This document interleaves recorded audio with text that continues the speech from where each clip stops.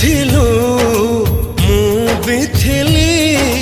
पारिली नहीं दीपाद चाली सब जानी सुनी कहीं की के जानी